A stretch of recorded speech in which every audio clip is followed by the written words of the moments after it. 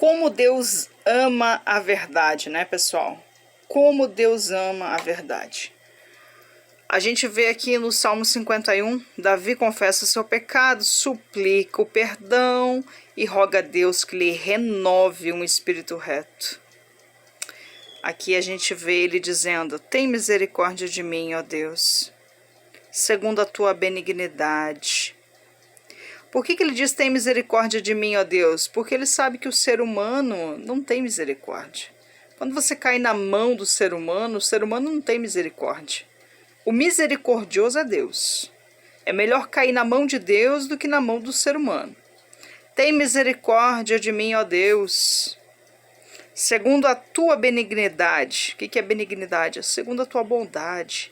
Apaga as minhas transgressões. O que é as transgressões ali? Os pecados, os erros, as falhas, os vacilos. Segundo a multidão das tuas misericórdias. A Bíblia diz que as misericórdias de Deus se renovam a cada manhã. Lava-me completamente da minha iniquidade. O que é a iniquidade? Existe o pecado e a iniquidade. O pecado é aquele vacilo que você comete de vez em quando, pede perdão e Deus perdoa. Iniquidade é aquele pecado que você faz e faz de novo, e fez de novo, e mais uma vez. Um é a ira, outro é a vaidade, outro é a mentira. A iniquidade é um pecado repetitivo, algo que se repete todos os dias. Você não consegue abandonar e você fica fazendo, você sabe que é errado. Não dá o dízimo, todo mês nunca dá. Iniquidade. Mentira, tá sempre mentindo. Ah, uma mentirinha pequenininha, um meme, uma coisinha de nada. Iniquidade. Tá fazendo todo dia. Por isso que a Bíblia diz que Deus perdoa o pecado, mas o iníquo é mais complicado. Por quê? Porque é um pecado repetitivo, já não tem arrependimento. Aí ele diz: lava-me completamente da minha iniquidade. Tira de mim a minha iniquidade, aquele pecado que eu não consigo abandonar. Aí ele continua: purifica-me do meu pecado. São duas questões aqui, iniquidade e pecado. Porque eu conheço as minhas transgressões. Olha o que ele está dizendo aqui, ó. Porque eu conheço as minhas transgressões. Será que você se conhece? Será que você sabe o quanto tem de coisas erradas dentro de você? Será que você se conhece a fundo mesmo? Porque quanto mais a gente se conhece, quanto mais a gente se aproxima de Deus, mais a gente se conhece. E uma pessoa que se conhece, ela conhece os erros dela, as transgressões dela. Ela conhece. Porque eu conheço as minhas transgressões e o meu pecado está sempre diante de mim. Por que ele diz ali, ó, que o pecado dele está sempre diante dele? Porque lá em cima ele dizia a questão da iniquidade. Todo dia diante dele. Por quê? Porque ele tá repetindo. Contra ti somente pequei. A primeira pessoa que você peca não é contra o ser humano. É contra Deus. Para você que adulterou, para você que fornicou, para você que vacilou. A primeira pessoa com quem você tem que se consertar não é com a tua esposa, é com Deus. Não foi contra a esposa, foi contra o esposo, mas primeiro é com Deus.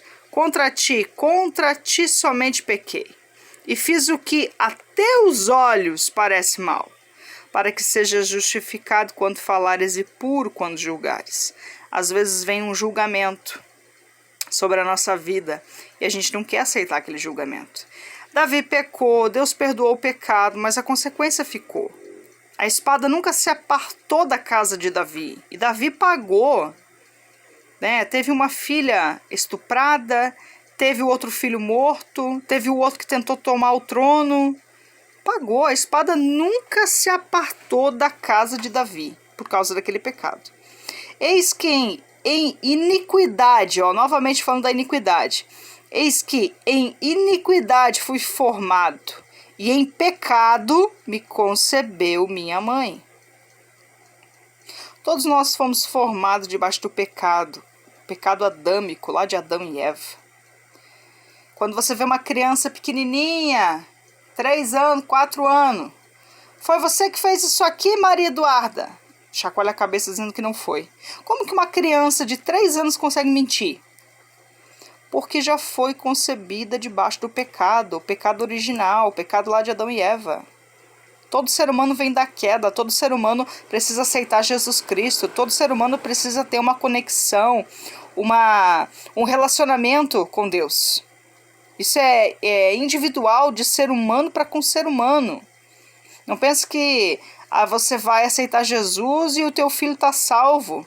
O teu filho precisa ter um encontro com Deus. É individual. Purifica-me com isope e ficarei puro. Aqui esse isope vem a ser uma espécie de sabão que eles usavam, como se fosse um sabão de lavandeiros, que via uma solução ali que deixava branco o tecido. Deixava mais claro, né?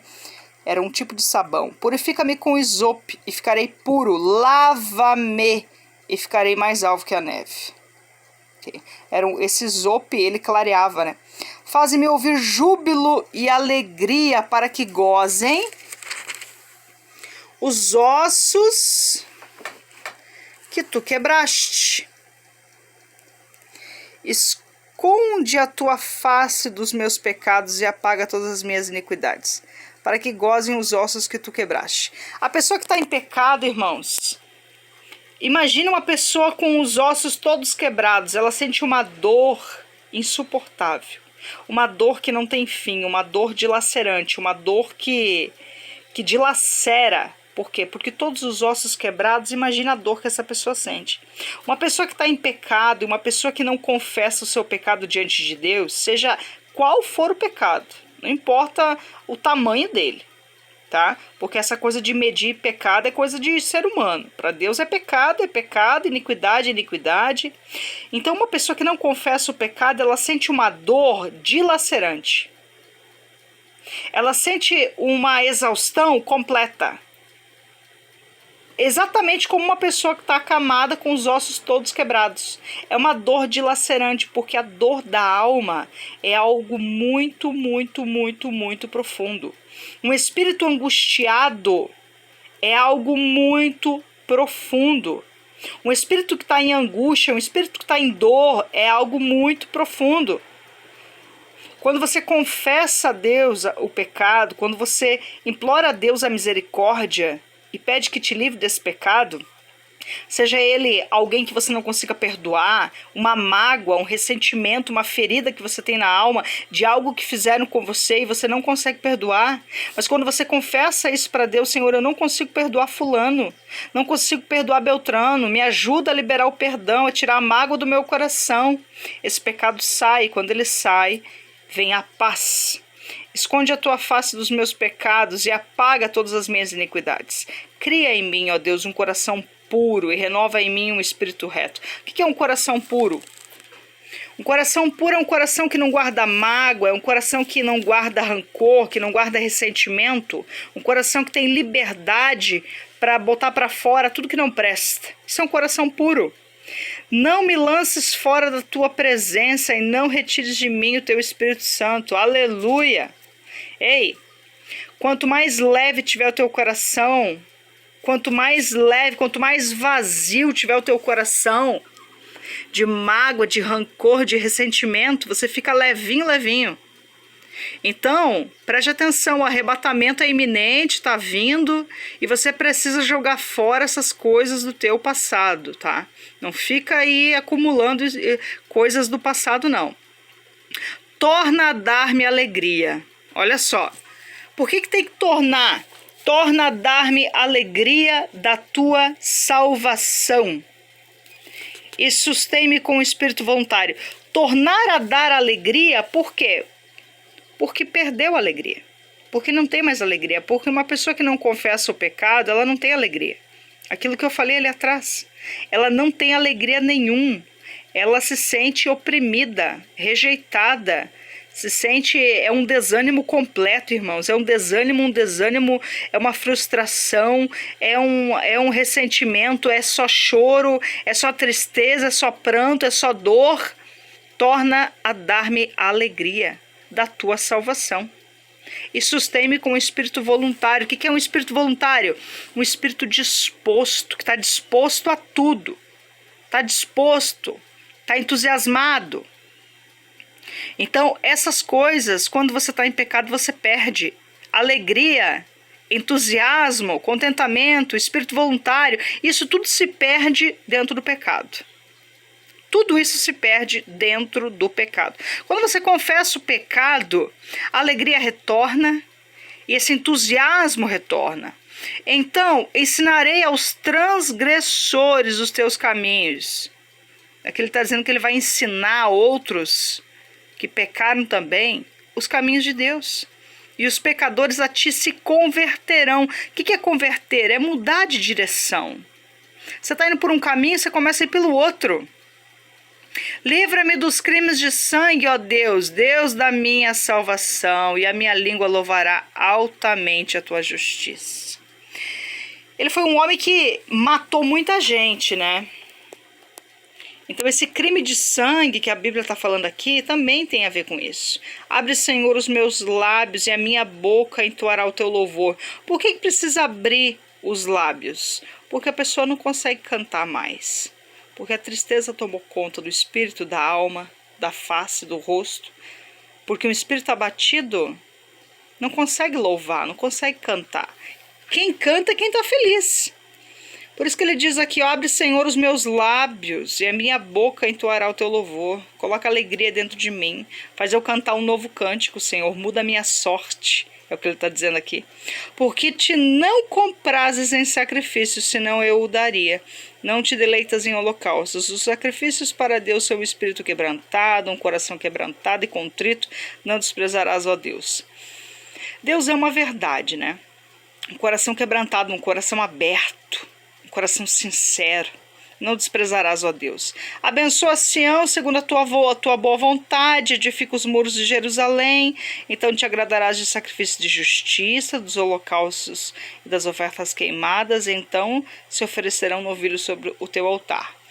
Então, antes do sacrifício, antes da oferta, antes do dízimo, antes de você sacrificar em jejum, você tem que se sacrificar diante de Deus com um coração quebrantado, um coração aberto, um coração preparado para contar tudo para Deus, para receber de Deus a libertação, o perdão, o conforto, a alegria e a salvação. Que a gente possa ter esse salmo sempre diante da gente. Abrir o coração e ter um coração preparado para estar aberto e falar toda a verdade para Deus. Porque enquanto você não confessa, você fica preso.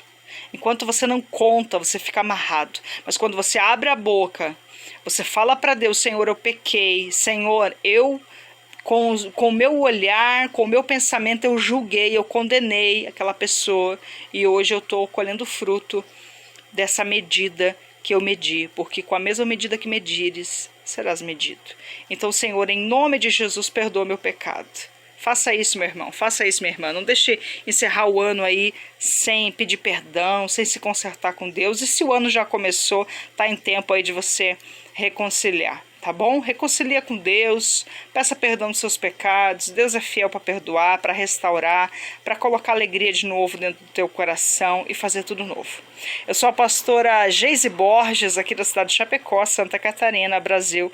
Para nós é uma honra estar com você. Para nós, por quê? Porque aqui estou eu, Jesus Cristo, Deus Pai Todo-Poderoso, Espírito Santo, debaixo da orientação do Espírito Santo que fazemos esse vídeo. Também aqui na concordância do meu esposo, pastor Éder Borges, que também está em espírito, também não em corpo, mas em espírito, também em oração por toda a igreja. E a gente encerra aqui, Salmo 51. Que o Senhor possa falar ao seu coração e palestrar contigo nesse dia, que você possa confessar tudo, para que retorne a alegria e o contentamento para a tua vida. Amém? Deus abençoe, uma ótima semana.